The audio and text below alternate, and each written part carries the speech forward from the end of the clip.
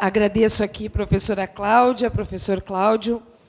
Uma alegria muito grande estar aqui com as pessoas que são referências para mim, né? Professora Aparecida, Maria Aparecida é uma das minhas principais referências na pesquisa que eu vou compartilhar com vocês hoje, né? E principalmente os desdobramentos dessa pesquisa, que tem como título Dispositivo de Medicalização na Escola, nas tramas da produção infantil contemporânea, né? Agradeço também o professor D'Amico, que é quem me indicou para participar dessa mesa, e foi o meu orientador na realização dessa dissertação de mestrado, né? E que hoje não pôde estar aqui, né? Mas do qual tenho um orgulho muito grande de compartilhar a pesquisa, porque, além de ser um referencial importante, é também um grande amigo, né? Então, do lugar que eu falo, se tu puder ir me ajudando, eu agradeço, né? Do lugar que eu falo, né? De tantos lugares que eu fui ocupando e tecendo essa teia que me constitui professora, mulher, mãe, né? Mãe do Fernando, né? E aí aquela mãe que compartilhava, e a Anie trouxe também o filho e os amiguinhos do filho, né? Que também vão nos constituindo professoras nessa teia, né? Eu, quando o Fernando nasceu, cadê aquela mãe que falou de manhã? Está aqui? Como é que é o teu nome? Daniela. Quando o Fernando nasceu, aqui em Porto Alegre, né? Eu morava em Veranópolis, era gestora pública lá, e o Fernando nasceu e ficou hospitalizado 31 dias. E o Fernando não emitia nenhuma resposta, né? Ele tem 7 anos agora, e eu já trabalho com educação especial há 20, né? E o Fernando não emitia respostas neurológicas satisfatórias para o grupo de neurologistas que o atendia. Ele tinha uma septicemia, né? E todo e qualquer estímulo que era dado, a mãozinha caía e nada. E eu sempre lá na UTI com ele, estimulando e conversando. Fernando, a mãe está aqui, estou te esperando, tem teus brinquedinhos, tem o pai, tem a avó, tem isso, tem aquilo. E as enfermeiras estavam na minha volta, me achando louca, varrida, porque eu conversava com o Fernando, né? E os neurologistas faziam todo dia aquela avaliação ali, e o Fernando não emitia as respostas satisfatórias. Bom, quando o Fernando saiu da UTI, com 31 dias de UTI, né, ele saiu com o diagnóstico de que ele tinha uma epilepsia congênita, que ele possivelmente não ia falar, não ia caminhar, que tinha havido... Mãe, houve morte de neurônios, dizia o pediatra. Eu disse, está bem, doutor. Eu estou tirando do hospital uma criança, não é um diagnóstico. Portanto, o que o senhor está me dizendo tem uma relevância médica, mas agora, daqui para lá, é comigo. Vamos ver o que nós vamos fazer daqui para lá com o diagnóstico, né? E o Fernando sempre foi olhado como um sujeito regular, né? E fez o acompanhamento neurológico aqui em Porto Alegre. Com 7 meses, a médica disse, agora vamos parar de dar o Gardenal, para ver se ele vai ter mais crise convulsiva. Ele não teve mais, né? Sempre acima da média em termos de resposta. Bom, o Fernando, que não ia falar, fala pelos cotovelos, que não ia caminhar, corre pelos cotovelos, e corre com o pé, né? E o Fernando, simplesmente, com 4 anos, lia e escrevia já com regularidade, né? Sempre foi uma criança que apresentou regularidade no seu desenvolvimento, está super tranquilo, está bem, né? Está bem na escola, na vida, tropeça nas pernas como a mãe, porque é enorme como a mãe, né? Puxou a mãe no tamanho, mas é uma criança regularmente bem em desenvolvimento, né?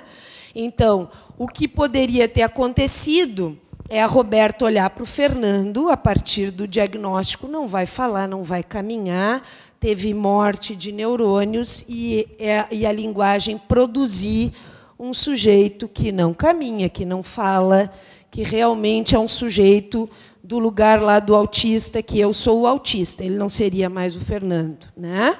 Poderia ter produzido algo de outra ordem. Essa Roberta, que se constituiu filha, mãe, mulher, professora, também é filha de um pediatra, né?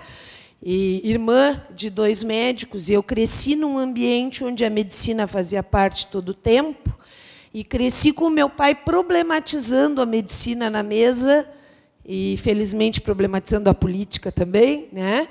E dizendo, mas por que estão dando lítio para uma criança? Como é que pode isso? Se a criança está bem, está se desenvolvendo bem, papapá. Então, essas discussões faziam parte da minha casa, né? O pai até achava que eu ia ser a médica da família, eu fui a única que não fui, os outros 2 irmãos são médicos, né? Mas, claro que lá na pedagogia, a partir dessa história, eu fui articular o saber médico com o saber pedagógico. Pode passar, por favor.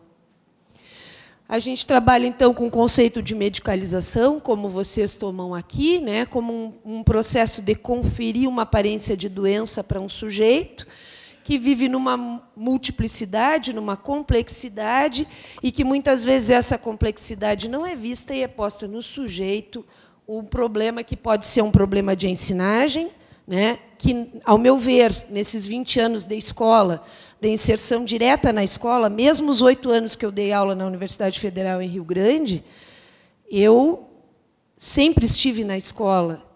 E me parece que a maioria dos problemas eles são da ordem do ensino, e não são da ordem da aprendizagem, e eu sou professora alfabetizadora.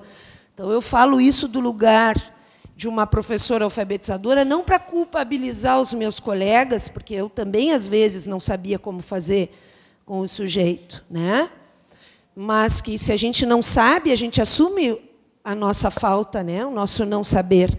A gente não transfere para o outro, a gente busca ajuda, né? Pode passar, por favor. A minha pesquisa, então, no mestrado, eu quis saber de que forma o processo de medicalização da infância vem operando sobre sujeitos escolares que frequentam o ciclo de alfabetização nas escolas municipais de Rio Grande, a partir da produção de saberes sobre as crianças e da utilização de intervenções específicas sobre as suas formas de ser e de se comportar. Me saltou os olhos, eu tive uma experiência de 5 meses como secretária de Educação do município de Rio Grande. A minha função era coordenadora geral da rede, mas, durante o tempo que o meu colega, que era o secretário de Educação, ele pediu cedência da universidade para a prefeitura. Durante esse tempo, eu assumi a Secretaria de Educação como secretária. Imediatamente me saltou aos olhos o número de encaminhamentos que havia para o setor de saúde. E foi aí que, nessa época, eu estava definindo a minha pesquisa, e que eu disse para o D'Amico, não, eu vou me debruçar sobre isso, porque isso está me saltando aos olhos de uma maneira bastante grande, né? Como desdobramentos desse olhar, me vieram os seguintes questionamentos. Como os saberes médicos e psicológicos descrevem os sujeitos infantis e, ao mesmo tempo, produzem verdades sobre as suas formas de ser, de se comportar e de aprender na escola? Que efeitos tais discursos produzem sobre os sujeitos infantis e, principalmente, sobre as práticas pedagógicas desenvolvidas para atendê-los? É um saber médico que está presente na escola, e hoje de manhã, na mesa, a gente via, e agora no início da tarde também, né, o quanto o saber médico está presente dentro da escola, e quanto a escola já tem produzido diagnósticos, mesmo antes de enviar para o setor de saúde, né? Então, de que forma essas crianças são marcadas por um saber médico, que esse saber atravessa, para, além disso, ele produz, né, esse conhecimento, esse discurso, ele produz um tipo de sujeito, né, e uma prática pedagógica. E que estratégias de intervenção pedagógica são realizadas pela escola a partir do laudo do diagnóstico? Porque a escola ela é o locus de transmissão do conhecimento historicamente construído, né? Mas parece que nós, professores, estamos transferindo para a medicina, transferindo, né, para a saúde, para a psicologia, para a medicina, para a fonoaudiologia, para as áreas da saúde, a responsabilidade de ensinar. E falo isso porque hoje sou diretora executiva de um colégio em Rio Grande, há 3 anos, né, que eu trabalho na direção executiva da escola, e eu sou uma pessoa que articula os processos de formação dentro da escola e que coordeno a parte pedagógica, ao contrário de muitos gestores que ficam mais na parte financeira, administrativo-financeira. Eu coordeno os processos pedagógicos dentro da instituição. E me interessa muito problematizar para mim e para os meus colegas professores o quanto eu, professora, sou responsável por esse processo de ensino. Eu tomo como referencial a perspectiva teórica pós-estruturalista de inspiração Foucaultiana, né? E também alguns autores da sociologia da infância e outros autores que têm inspirado tanto o meu olhar, né, os óculos que eu tenho enxergado por ali. Podem passar, por favor? O corpus de análise na pesquisa foram 197 fichas de encaminhamento para os setores de acompanhamento especializado médico e psi da rede de saúde e educação do município, compreendidas entre março e julho de 2013. O material foi analisado a partir dos aportes teórico-metodológicos próximos da análise do discurso Foucaultiana, né? Então, assumindo um pressuposto, um caráter construcionista conferido à linguagem. Então, a linguagem como algo que produz sentido para o sujeito. A linguagem, o discurso, com um poder efetivo de classificação desse sujeito, como anormal ou não. Pode passar, por favor. O processo analítico dos discursos encontrados, né, como um olhar que se constitui na inquietação, na incerteza e na vontade de saber. Então, olhar para a normalidade como produzida na e a partir da linguagem, né? Aquilo que define um sujeito anormal para ser anormal, hoje é diferente do que foi definido como sujeito anormal há 100 anos atrás, né? A professora Cláudia Freitas traz lá, né, nos corpos que não param, né? A gente viu lá como é que as crianças eram vistas hoje com TDAH. Há anos atrás era disfunção cerebral mínima, era também chamado de disritmia, né? Haviam tantos nomes para classificar e comportamentos diferentes. Eu lembro que na minha época de infância eu era totalmente irregular, o meu comportamento, eu era gordinha. Falava demais, né? E menina, ou seja, eu não tinha modos de menina na escola. Eu lembro da professora dizer, Roberta, modos de menina, porque eu não parava. O meu corpo na fila ficava, uma vez eu estava assim na fila. Isso são modos de uma menina ameaçando bater nos guris? Eu brincando com a mão, assim. Vejam que é uma linguagem que já produz um sentido, que partiu de um olhar adultocêntrico, quer dizer, o que a professora está pensando não era o que eu estava pensando, mas, para ela, eu estava ameaçando bater nos guris. Imagina se eu estivesse ameaçando, então, né? Unidades analíticas. Então, eu construí 3 categorias discursivas que eu chamei de anormalidade do aprender, anormalidade do se conduzir ou se comportar, e a normalidade do biológico, neurológico e orgânico, a partir dos discursos que vinham das professoras nas fichas de encaminhamento. Nas fichas constam o motivo do encaminhamento, os comportamentos descritos pelas professoras, que justificam a necessidade de atendimento, bem como as possíveis estratégias de intervenção realizadas pela escola até o momento do encaminhamento. As fichas foram preenchidas, quando do encaminhamento, pela professora referência do estudante ou orientador educacional da escola.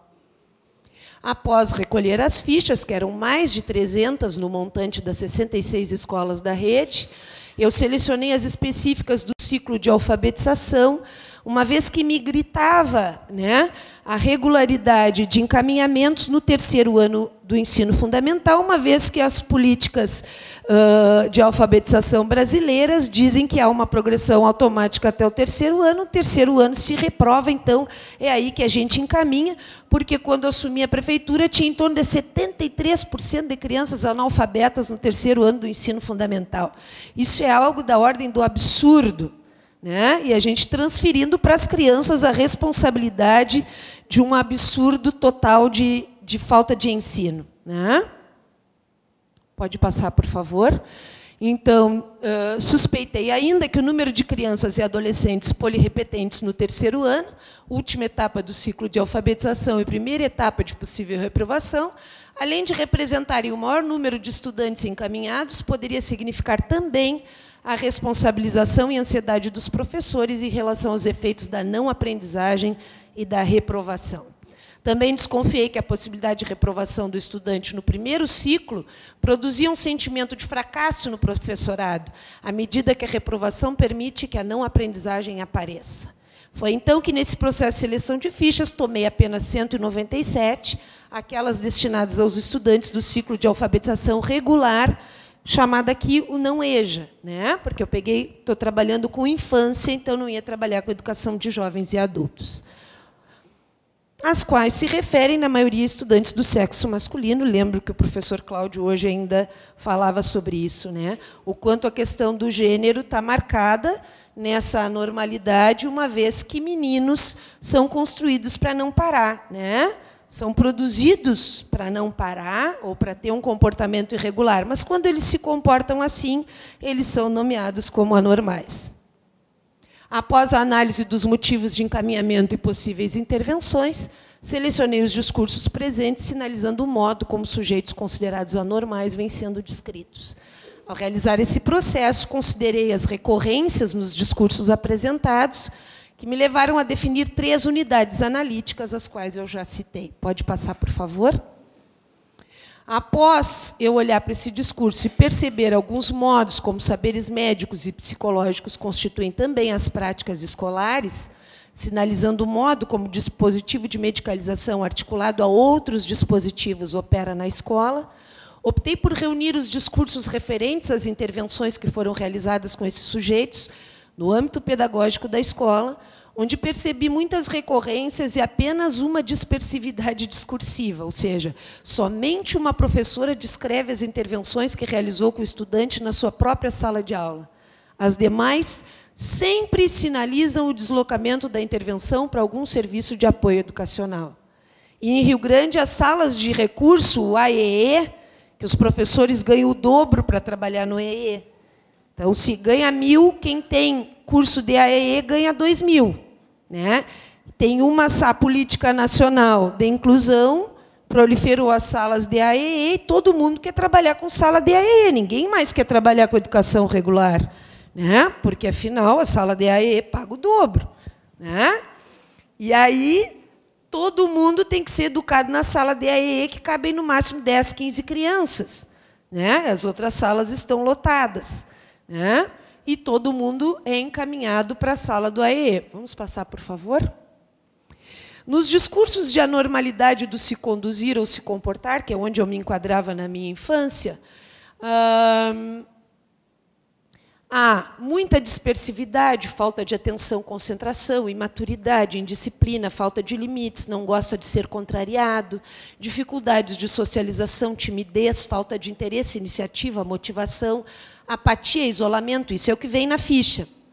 Chega na escola e em casa com objetos de origem duvidosa, quer sempre sair da sala de aula ou não quer ir para a escola, não se mantém sentado, não possui bons hábitos de higiene, é dependente da professora, é desorganizado, falta muito aula, mistura a realidade com fantasia, possui abalos psicológicos a partir de traumas sofridos por morte na família ou pais separados, também me enquadro.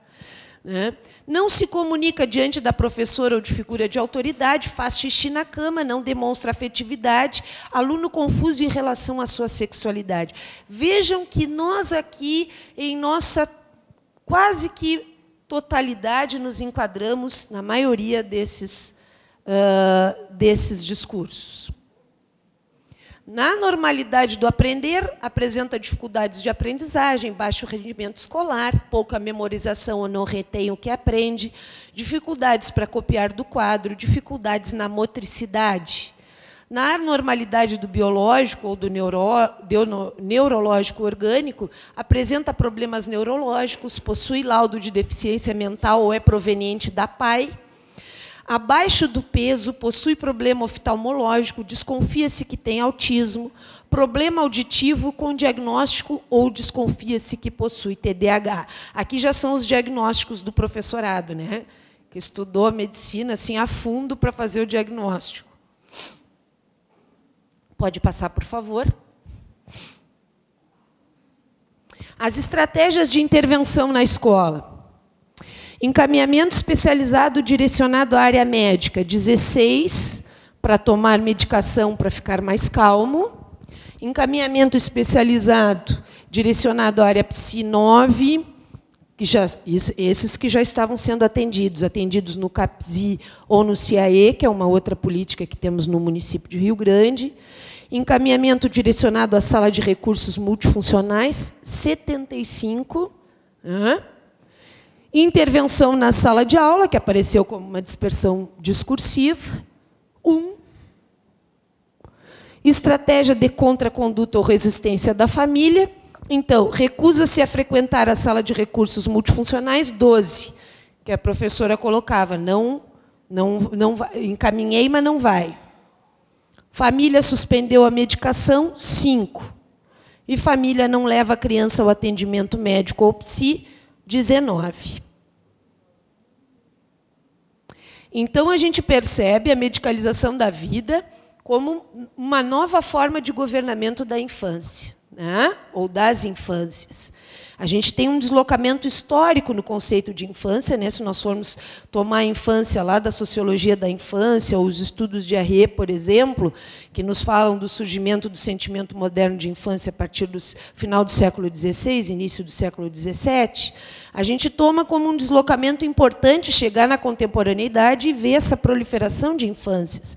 Infâncias que matam, infâncias que batem, que não tem mais aquele conceito de um corpo infantil ingênuo, delicado e totalmente disponível ao corpo adulto, né?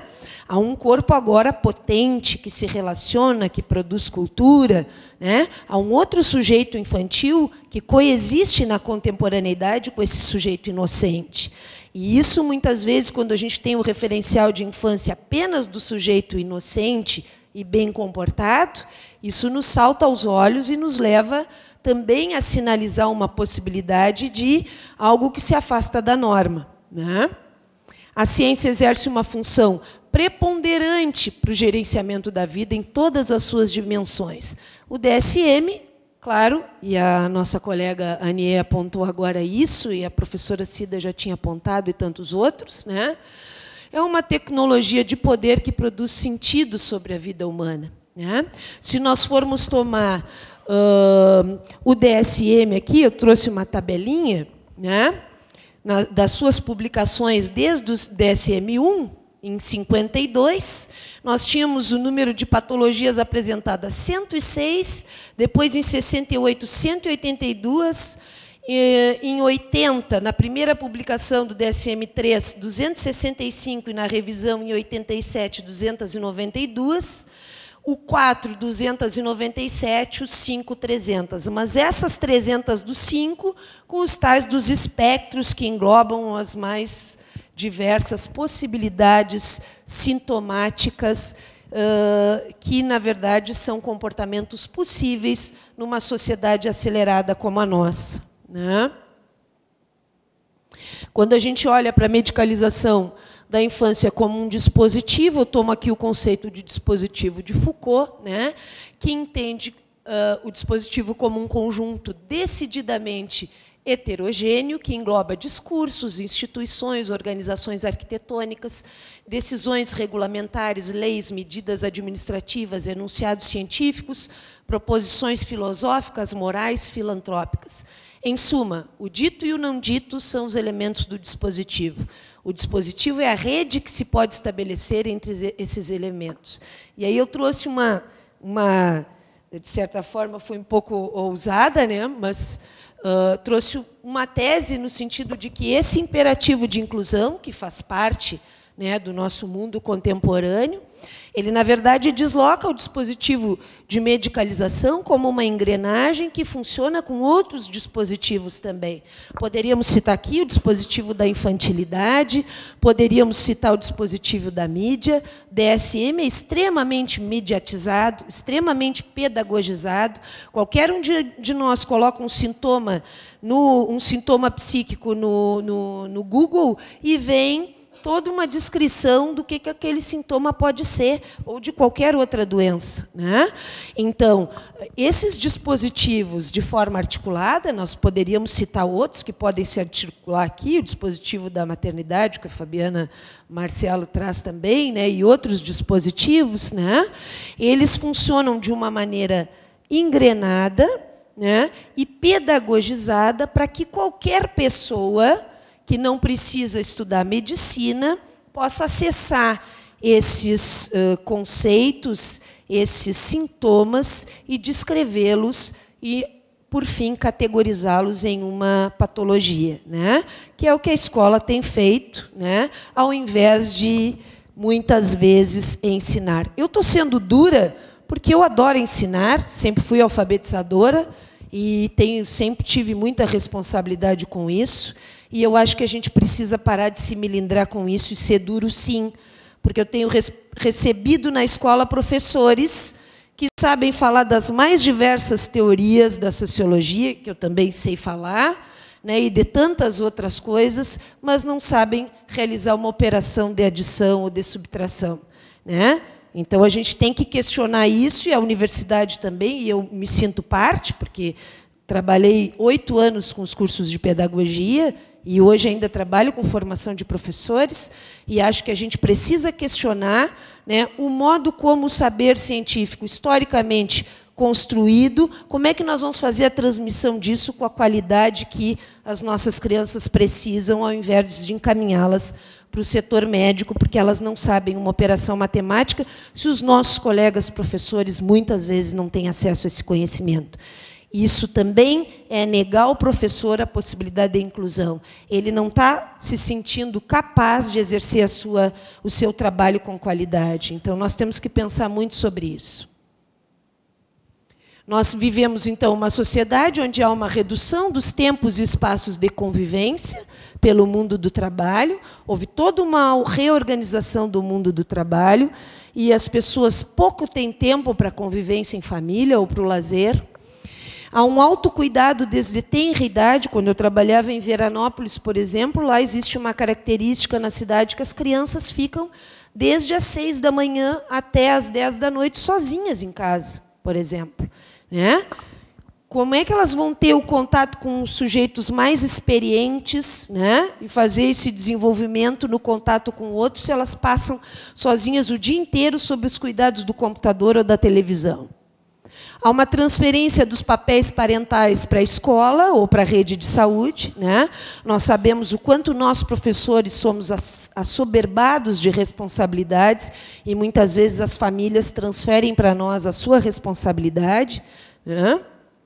Há uma reconfiguração das redes de cuidado, uma extensão das jornadas da educação infantil, por exemplo, né? Há municípios que lutam por educação infantil até às 10 horas da noite. E a convivência parental das crianças, a convivência familiar, não existe mais, né? As crianças têm que estar dentro da escola 24 horas.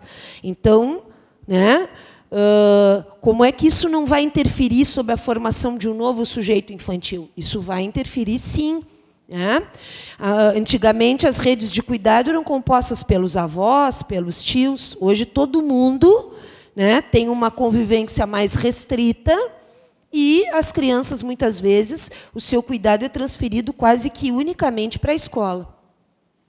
Se eu oferecer turno inverso lá na escola à meia-noite, eu vou ter paz. Eu tenho certeza que vou ter paz. Enfraquecimento das instituições família, escola, judicialização da escola, né? Não pode mais reprovar. Na universidade também não pode, né? O aluno entra com mandato lá se ele reprovar, né? Que a reprovação só vista como um fracasso, único, exclusivamente de alguém, de um ou de outro. Hoje também há uma necessidade de colocar no professor esse fracasso, né? Teve um estudante lá em Rio Grande que recentemente se suicidou, né? Tinha uma série de problemas, né, que foram apontados pela família, enfim, né? E foi falado na mídia que a culpa foi dos professores da engenharia que exigiam demais. Aí ele se suicidou. Coabitação versus convivência. As pessoas vivem nos seus dispositivos e pouco interagem com seus filhos, né? Os nossos filhos também pouco interagem conosco, às vezes coabitamos, mas não mais conversamos. Estou trazendo isso como um pecado mortal? Não. Todos somos afetados por esse modo de viver. Só que temos que estar atentos que isso produz um novo sujeito. Não é a mesma criança da minha infância que surge hoje. É uma outra criança. Porque na minha infância isso não acontecia. Eu fui ter o meu primeiro computador, eu tinha 23 anos. Até lá eu tinha máquina elétrica. Isso que o meu pai juntou uma grana para eu comprar uma máquina elétrica. Hoje em dia, meu filho nasceu na frente do computador. É um outro sujeito, não é o mesmo eu. Ampliação de sintomas, diagnósticos precoces, que a Anie trouxe, e a patologização da vida. Em Rio Grande tem uma escola de autismo, para atender autistas. Eu recebi tantas sinalizações. Tem. É para aprender a ser autista. Mas e pior que é. Porque lá, assim, a pessoa que coordenava, quando nós chegamos, ela dizia assim, essas crianças que estão aqui, quando nós chegávamos na escola, essas crianças que estão aqui, eles nunca vão conseguir ir para a escola regular, na frente das crianças. Os que estão aqui, eles vão ter que, quando eles fizerem 17 anos, eles vão para o centro de convivência ali, porque eles só sabem picar papel e fazer papel reciclado. Esses aqui, então, era uma escola de autismo mesmo, que está sendo ressignificada, que tem uma outra gestão, mas que haviam tantos encaminhamentos de autistas para aquela escola que eu pensei, nós vamos ter que ter mais 30, porque não vai dar conta na rede de tanto diagnóstico de autismo. Há uma capitalização da vida, todas essas discussões que a gente faz em bioética, e quem está lucrando com isso, as grandes corporações farmacêuticas que ganham uma grana em cima das crianças. Pode passar, por favor? O diagnóstico exerce uma função calmante, ou de abandono do sujeito. Agora que ele está diagnosticado, eu me alivio. Não é mais responsabilidade minha. Não preciso mais questionar os meus formadores, a minha gestão dentro da escola se oferece formação para mim, se eu tenho condições de trabalhar bem, se eu recebo um bom salário para desenvolver um bom trabalho. Eu me acalmo, porque está no sujeito o problema. E, às vezes, também há uma intervenção pedagógica, mas, na maioria das vezes, há um abandono pedagógico. Ensinar desloca-se do campo da pedagogia para o campo da medicina ou da psicologia. Há uma intervenção social, há uma integração social, muitas vezes, e não há aprendizagem. As crianças, principalmente as crianças com alguma deficiência, estão dentro da escola depositadas, porque há uma política de inclusão universalizante, mas não aprendem, estão apartadas da aprendizagem. Porque as ditas normais já estão apartadas, que dirá aquelas que não são. O imperativo diagnóstico da família ou da escola. As pessoas são cada vez mais conhecedoras dos diagnósticos, dos sintomas. Difícil para mim, na minha escola, é convencer uma família de que o filho não tem uma doença. Eles brigam comigo. Eu digo, mas olha aqui, olha como o teu filho faz, porque tu olha com um olhar despatologizante, Tu olha para o sujeito olhando a saúde, e o pai diz assim, não, mas ele tem. O doutor que disse, mas não tem, tu não está vendo, olha como está bem, está aprendendo. Teve uma família que tirou lá da escola porque eles disseram que o guri tinha TDAH e que tinha que fazer uma prova especial, não sei o quê. Eu disse, não, mas o guri está indo bem. Fiz um monte de elogio para o guri, tiraram. Quem sou eu para saber que o guri está indo bem? O guri estava mal. Então, tira da escola. Às vezes é difícil convencer a família que o seu filho não é um sujeito doente. Isso não significa negar as dificuldades, as necessidades que crianças, que eu tenho lá na escola, crianças com síndrome de Down, com autismo, com os mais diversos diagnósticos, embora a gente não solicite diagnóstico para as famílias. Políticas de formação docente e saúde desalinhadas com a realidade das escolas, né? Pouco atentas às necessidades dos professores, gênero e medicalização, maior incidência em meninos, a normalidade produzida a partir da linguagem, o poder do diagnóstico. Pode passar? Terminou, né? 5 minutos? Pode colocar as referências ali. Importante a gente, eu compartilhar alguns casos com vocês. Por exemplo, em Veranópolis, nós tivemos uma situação bem importante de uma família que chega lá, veio de um outro estado, uma criança de 4 anos, fazia cocô na calça, xixi na calça. Em Veranópolis, eu trabalhava no Centro de Educação Integrada, onde tinham os psicopedagogos, psicólogos, né, fonoaudiólogos, terapeutas ocupacionais. E, fazendo atenção a essa família, a criança não caminhava, não fazia cocô na calça, xixi na calça, não brincava, não interagia, dava gritos, não pegava o garfo e a faca, né, com 4 anos. Aí nós começamos a trabalhar com a família, uma mãe se comunicava super bem, uma moça lindíssima, e conversando, quer dizer que nós pensamos, bom, pela linguagem há uma possibilidade grande, né, para essa criança, enfim, começamos a atender a família, né? Neurologista atendendo, todo mundo, não, a criança sempre dando boas respostas. À medida que ela era oportunizada, dava boas respostas, né?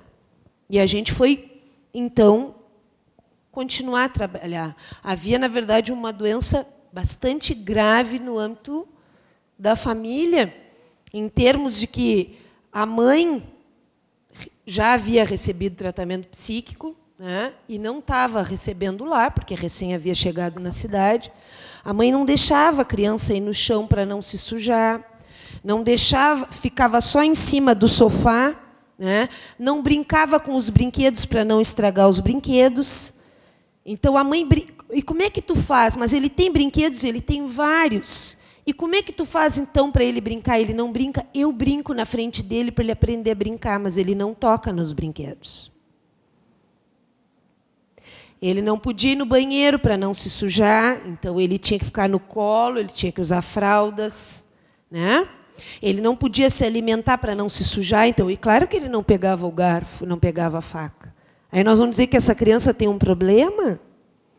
Ele não teve a oportunidade de caminhar, de pegar o garfo, de pegar a faca, né? Havia um sujeito psíquico bastante adoecido, mas era que estava na mãe, que não podia, que estava em sofrimento e não podia fazer isso para o filho. E aí nós começamos aqueles que eram competentes para isso, começaram a atender a mãe e nós a criança, né? Também nós tivemos uma situação de uma criança no Colégio Salesiano, agora lá em Rio Grande, que veio de uma outra escola, já estava há 3 anos no primeiro ano. Ela tem uma esclerose tuberosa, né? Então, professora, me ajuda, se eu falar alguma besteira, me corrija, por favor, né? Segundo a mãe, que é da área da saúde, então, como é que ela utiliza o termo descargas sinápticas, poderiam causar algumas reações de irritabilidade, de umas situações que ela pudesse ter uma maior agitação, irritabilidade, no momento em que houvesse uma proliferação, né, dessas descargas no cérebro, né? E há vários tumorezinhos no cérebro da menina, né? Bom, ela estava há 3 anos numa classe de alfabetização numa outra escola. Perguntei o que ela faz lá. Bom, ela faz bolinha, ela faz trabalhinhos manuais, tá? Mas ela se insere na aprendizagem escrita, na leitura, ela conhece as letras, ela foi oportunizada? Não, acho que não, né? Bom, aqui nós não vamos brincar de ensinar, nós vamos querer ensinar. Tu achas que ela vai vir conosco? Vai vir conosco. Bom, a professora assumiu de tal forma e com tal competência, né, que a menina em 1 ano se alfabetizou.